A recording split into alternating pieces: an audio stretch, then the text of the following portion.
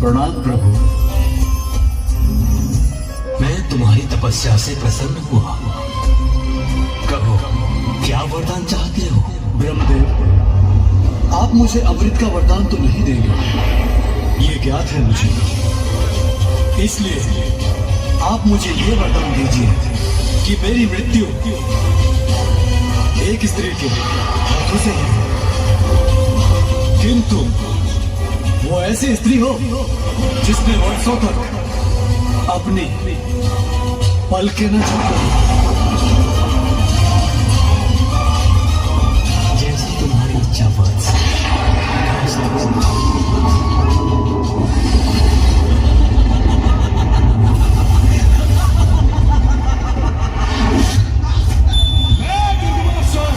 ब्रह्मांड के सारे देवी देवताओं को पराजित करने वाला दुर्गमासुर, महाशक्तिशाली, महाज्ञानी, महापराक्रमी दुर्गमासुर हूं मैं, जिसका अंत करना दुर्गम ही नहीं अपितु असंभव।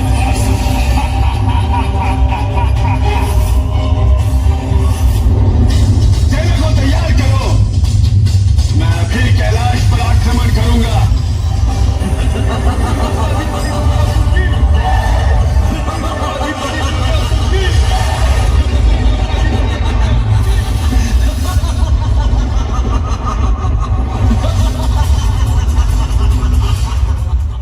बताओ मुझे दुष्टों, कौन हो तुम? किसने भेजा है तुम्हें यहाँ? मैं कौन हूँ? मैं महायोद्धा रुरुपुत्र दुर्गमासुर हूँ। मैं दुर्गमासुर। तुम्हारा परिचय ज्ञात है हमें, और ये भी ज्ञात है कि तुम यहाँ अपने पिता के वध का प्रतिशोध लेने आए हो, किंतु ये सब व्यर्थ है दुर्गमासुर। तुम हो गजमुख, चेतावनी दे रहे हो मुझे?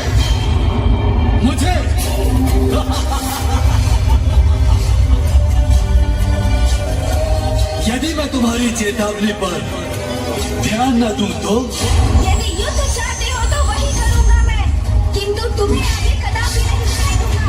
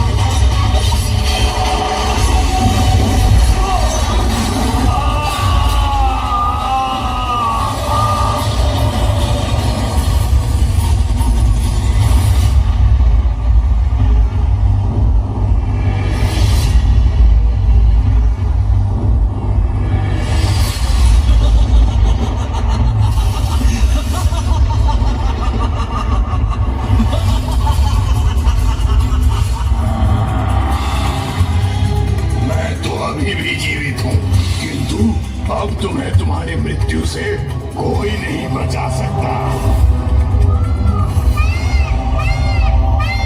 शब्दों की इस क्रीड़ा में कोई रुचि नहीं है मुझे, इसीलिए अभी अपने एक ही बार से इसका वध कर इस युद्ध का भी अंत कर दूंगा मैं।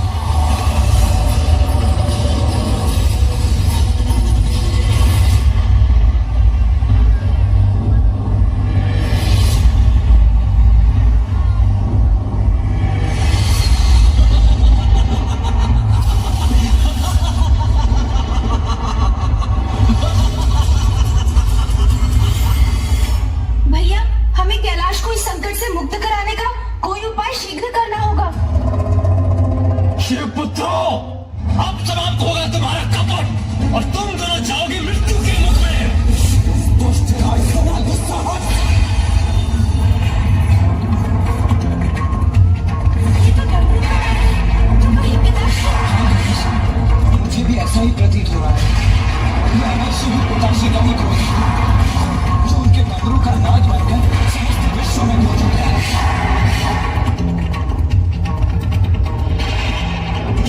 शांत हो जाइए स्वामी।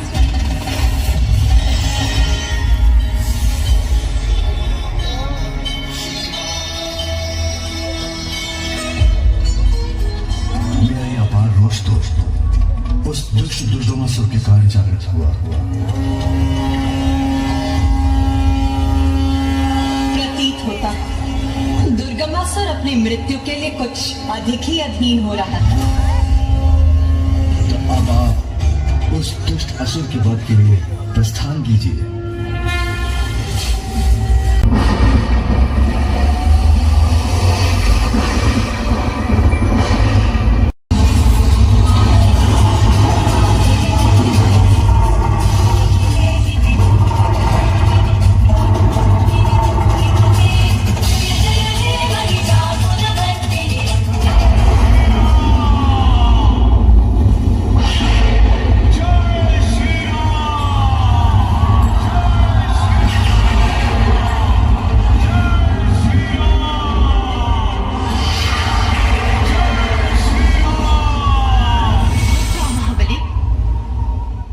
मातेश्वरी, इसका वध तुम्हारे हाथों नहीं मेरे हाथों होगा।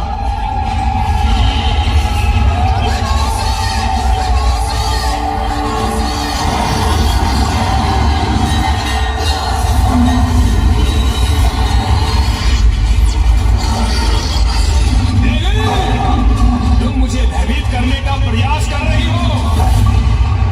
देखो देखो दुर्गमासुर की अपार शक्ति को देखो।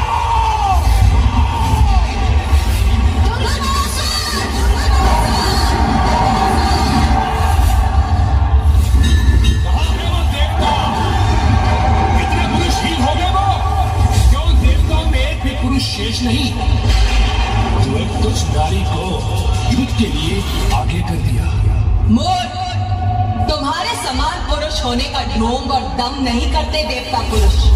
उन्हें इस बात का आभास होता है कि नारी ही अपने भिन्न रूपों में उनके जीवन में सामर्थ्य, शौर्य और पौरुष का आधार होती है। तुम्हारा अंत अत्यंत निकट है दुर्गमासुर। क्यों देवी, तुम्हें यह भी ज्ञात नहीं कि मेरा वध करने में सर्वथा असमर्थ रहोगी तुम? क्योंकि यहाँ कोई नहीं जिसने वर्षों तक अपनी पलकें न झपकाई हो। बहुत इच्छा थी ना तेरी एक नारी द्वारा अपना अंत करवाने की, जिसने वर्षों तक अपनी पलकें न झपकाई हो। तो लो देख देख, मैं विशालाक्षी